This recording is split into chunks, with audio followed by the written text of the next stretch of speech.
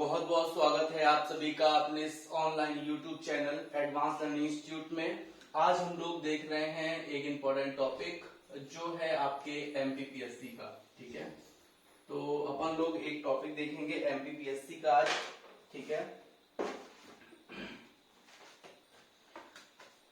MPPSC का जो अपन लोग का टॉपिक चल रहा है आयोग का। किसका चल रहा है? आयोग का। तो मैं आपको कई कमीशन बता चुका हूं और उसी सीरीज में अपन लोग आगे बढ़ते हुए आज देखेंगे किसका? राष्ट्रीय मानवाधिकार आयोग। ठीक है, ये बहुत इंपॉर्टेंट आयोग है। ठीक है, और इसकी जो कार्यप्रणाली है वो भी बहुत इंपॉर्टेंट है। इसको अपन लोग बोलते हैं इंग्लिश में नेशनल ह्यूमन राइट्स कमीशन।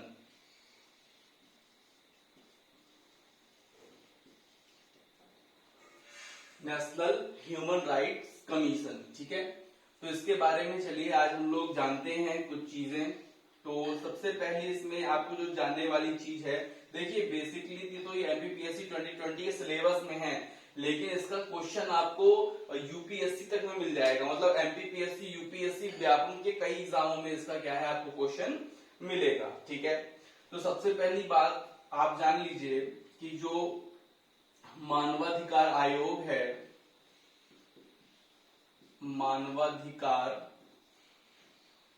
आयोग है, यह एक सांविधिक निकाय है। सांविधिक निकाय मतलब आप लोग समझते हैं क्या होता है? सांविधिक निकाय मतलब जो संविधान से संबंधित ना हो। जैसे अभी तक जो हम लोग आयोग पढ़ रहे थे वो क्या थे? संवैधानिक निकाय थे, जिनका अनुच्छेद, जिनका जो वर्णन है वो संविधान के अनुच्छेदों में मिलता था। लेकिन ये कैसा है? ये सांविधिक निकाय है। सांविधिक निकाय मतलब जो संविधान का ना हो, मतलब संवैधानिक ना हो। तो आप यहाँ पे लिख सकते हैं जो क्या हो? संवैधानिक ना हो। ठीक है, इसको कैसे बनाया गया? तो इसको संसद के द्वारा गठन किया गया। ठीक है, तो इसका गठन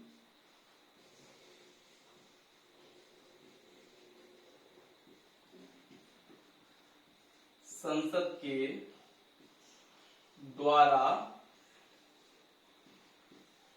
किया गया। ठीक है, इसका जो गठन है कहां से किया गया है? संसद के द्वारा किया गया है, ना कि संविधान के पास। ठीक है, और इसका जो गठन किया गया था वो 1993 में किया गया था। ठीक है, और इसका संशोधन जो किया गया था, वो किया गया था 2006 में। ठीक है, तो इसके बारे में भी जानेंगे, इसके बारे में भी जानेंगे। थोड़ा सा ये जो गठन है इसके बारे में जान लेते हैं। तो जो राष्ट्रपति थे अपने भारत के, ठीक है, तो राष्ट्रपति के द्वारा क्या किया गया था?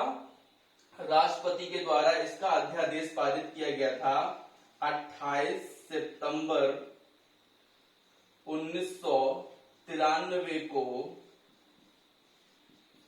राष्ट्रपति द्वारा अध्यादेश पारित, अध्यादेश क्या किया गया था? जारी किया गया था। फिर यह संसद के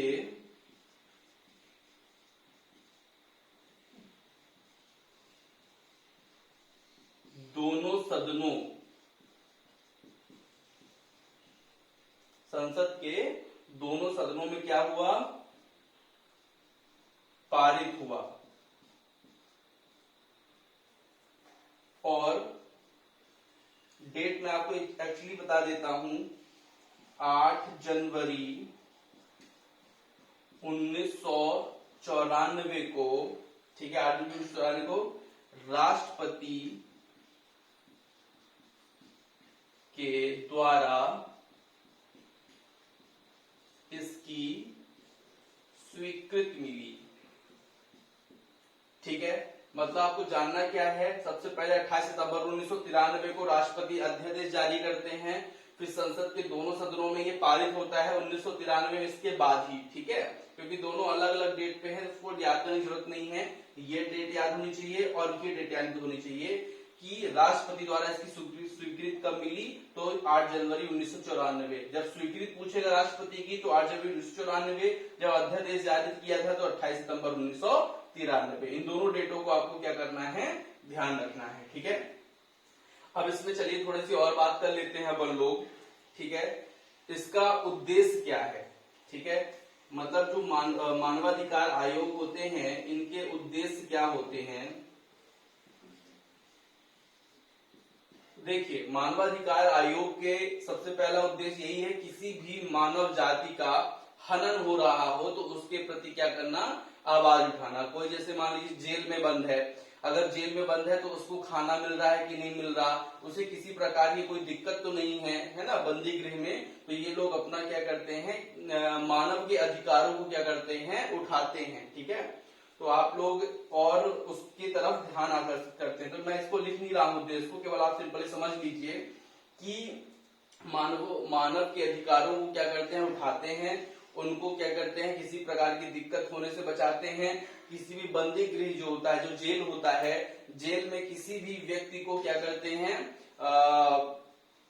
कोई भी तकलीफ होती है तो उससे क्या करते हैं, उनको जो अधिकारी होता है, सक्षम अधिकारी, उससे मिलकर के उसकी समस्याओं को दूर कराते हैं और मुख्यतः सलाह के तौर पे कार्य करते हैं। ठीक है, सलाहकारी होते हैं ये। ठीक है, तो ये उद्देश्य है। और केंद्र और राज्य सरकार के जो होता है वो मानव अधिकारों के प्रति उनका क्या करते हैं, ध्यान आकर्षित कराते हैं। ये होता है इसमें मुख्यतः इसका उद्देश्य। ठीक है, अब चलते हैं थोड़ा सा इसमें और आगे।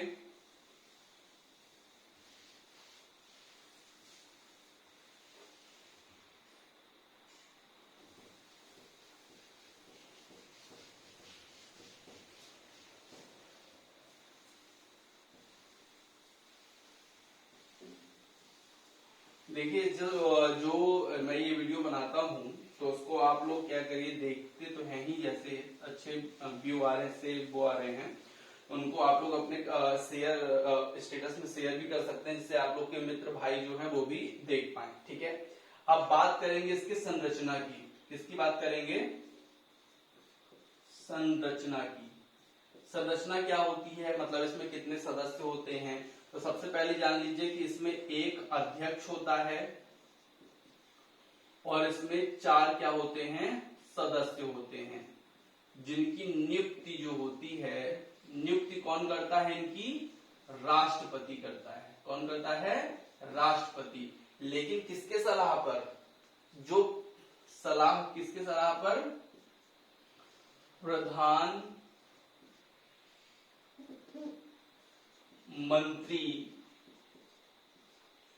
के नेतृत्व में गठित 6 सदस्यीय टीम के सलाह पर, ध्यान रखिएगा सलाह पर, ये पर है।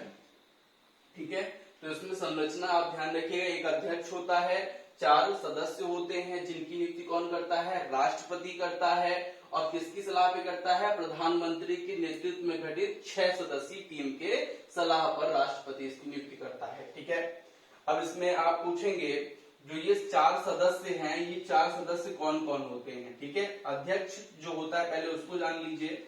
जो अध्यक्ष होता है ये किसी उच्च न्यायालय के मुख्य न्यायाधीश होने चाहिए। क्या होने चाहिए, मुख्य न्यायाधीश। वो कैसे होने चाहिए, रिटायर्ड होना चाहिए, ये भी ध्यान रखना है आपको, रिटायर्ड। मतलब रिटायर मतलब जो अपनी सेवावधि पूर्ण कर चुके हैं, वो ऐसे मुख्य न्यायाधीश होने चाहिए, अध्यक्ष। और जो 4 सदस्य होते हैं वो कैसे सदस्य होते हैं, पहला होना चाहिए अल्पसंख्यक आयोग से, या आयोग का अध्यक्ष होना चाहिए, ठीक है, ध्यान रखिएगा, अध्यक्ष। दूसरा जो होता है वो होता है एससी आयोग का अध्यक्ष। तीसरा होता है एसटी आयोग का अध्यक्ष, ठीक है। और एक और आपका बचा वो क्या होता है, वो होता है राष्ट्रीय महिला आयोग। जो महिला आयोग होता है, महिला आयोग की अध्यक्ष, ठीक है। तो कुल मिला के आपको ये समझना है कि संरचना में एक अध्यक्ष होते हैं और जो 4 सदस्य होते हैं जिनकी नियुक्ति कौन करता है, मुख्य न्यायाधीश करता है। अध्यक्ष जो होते हैं वो राष्ट्रपति करता है जिनकी नियुक्ति, और अध्यक्ष जो होते हैं वो मुख्य न्यायाधीश रिटायर्ड होते हैं। 4 सदस्य एक अल्पसंख्यक आयोग के अध्यक्ष होते हैं, एक एससी के अध्यक्ष होते हैं, मतलब अनुसूचित जाति के, और एसटी के अनुसूचित जनजाति के अध्यक्ष होते हैं, और महिला आयोग के अध्यक्ष होते हैं। तो ये 4 लोग होते हैं, ठीक है। अब आप इनका कार्यकाल जान लीजिए, कार्यकाल क्या होता है। कार्यकाल होता है 5 वर्ष का। कितने का होता है, 5 वर्ष का इनका कार्यकाल होता है, अध्यक्ष और सदस्य का, या फिर 70 वर्ष, या फिर कितना होता है, 70 वर्ष होता है। अच्छा, एक चीज और जान लीजिएगा, जैसे ये मैंने आपको 5 सदस्य बताया ना, 5 सदस्य ये 1993 में होते थे। जब 2006 में संशोधन हुआ, संशोधन के उपरांत सदस्य संख्या 5 से 3 कर दी गई। ध्यान रखिएगा, कितनी कर दी गई है, 5 से 3 कर दी गई है। अब पहले 5 ही थे, लेकिन अब 2006 में जो संशोधन हुआ था उसमें 3 कर दी गई थी। कार्यकाल 5 वर्ष या 70 वर्ष जो भी पहले पूर्ण कर ले, 5 वर्ष का कार्यकाल पूर्ण कर दे तो रिटायर हो जाएंगे, और 70 वर्ष का कार्यकाल पूर्ण हो जाए तो रिटायर हो जाएंगे, ठीक है। वेतन इनकी निश्चित नहीं होती, ठीक है, वेतन इनकी क्या होती है, निश्चित नहीं होती। ये कौन डिसाइड करता है, प्रधानमंत्री और उनके जो वो आपके संसद के जो सदस्य होते हैं वो डिसाइड करते हैं इनका वेतन। तो वेतन के बारे में कोई स्पष्ट बात नहीं कही गई है, ठीक है। अब देखिए, इनको राष्ट्रपति हटा भी सकते हैं। कौन हटा सकता है इनको,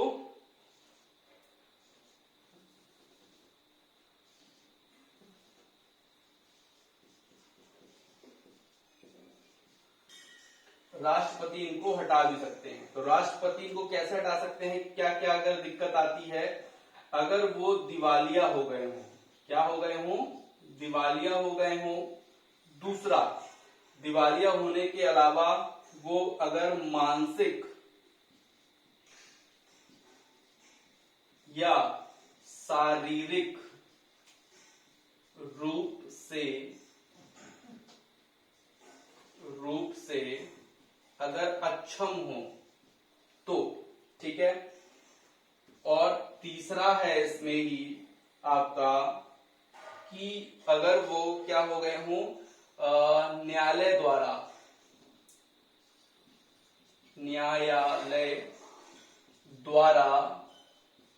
क्या हो गए हो, दोषी हो, ठीक है, दोषी हो मतलब कोई अपराध किए हो। और एक चीज में आप और ध्यान रख लीजिएगा, वो है यदि मान लीजिए वो अध्यक्ष के साथ साथ और भी कोई कार्य कर रहे हैं, मतलब वो और भी काम में कोई संलिप्त हैं, ठीक है, मतलब बाहर से इनकम प्राप्त कर रहे हैं, ठीक है,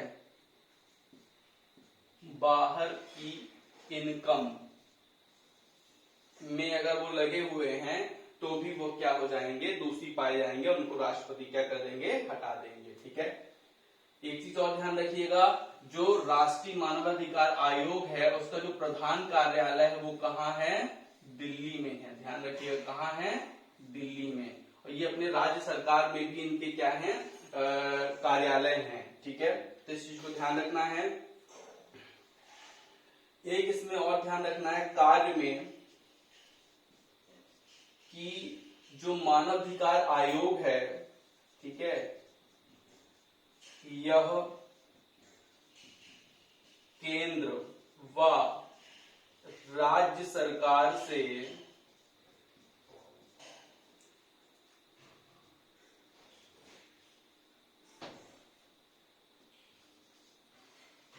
कभी भी कोई भी रिपोर्ट, ठीक है, कोई भी रिपोर्ट मांग सकता है, ठीक है, और सरकार इनको मना नहीं करेगी, ठीक है, तो इनको कभी भी मांग सकता है इनसे रिपोर्ट। अच्छा, एक चीज ध्यान रखिएगा, इसको मैं लिखवा नहीं रहा हूं, जो आयोग होता है ये सलाहकारी होता है, ठीक है, ये किसी को क्या कर सकता है, सलाह दे सकता है या सरकार से सिफारिश कर सकता है, लेकिन किसी को दंड देने का इसमें कोई प्रावधान इसका नहीं है कि ये किसी को दंड दे, ऐसा कोई प्रावधान इसमें नहीं है, ठीक है, ध्यान रखिएगा, दंड देने का काम नहीं है, केवल सिफारिश कर सकता है। और ये भी जरूरी नहीं है कि सरकार इनकी पूरी पूरी बात मान ही ले, लेकिन आंशिक बात, थोड़ी बात या एक ही बात है ना मान लेती है, तो ये रहता है इसमें कि पूरी बात सरकार मानने के लिए बाध्य कहीं पर भी नहीं है। अब मैं आपको थोड़ा सा बता देता हूं संशोधन अधिनियम 2006, ठीक है, यहां पे बता देता हूं छोटे तौर पे, जो 2006 में संशोधन हुआ था उसमें क्या क्या बातें थी। सबसे पहली बात तो यही थी कि जो वो थे अध्यक्ष थे और सदस्य थे, उनकी संख्या 5 से घटाकर कितनी कर दी गई थी, 3 कर दी गई थी। दूसरा, बंदी गृह मतलब जेल, जेल में ये बिना सरकार से अनुमति लिए, बिना किसी अधिकारी से अनुमति लिए कभी भी पहुंच सकते थे, कभी भी जा सकते थे, ठीक है, कभी भी जा सकते हैं, ठीक है। तीसरा इसमें आपको ध्यान रखना है, जो आयोग के सदस्य होते हैं, सदस्य के नियुक्ति में परिवर्तन किया गया था। क्या किया गया था, परिवर्तन किया गया था, ठीक है। और एक और आप लोग ध्यान रखिएगा, जो जैसे R&D के जो कार्य नहीं होते रिसर्च एंड डेवलपमेंट के, तो उसमें जो मशीनरी उपयोग होती हैं, ठीक है, क्या होती हैं,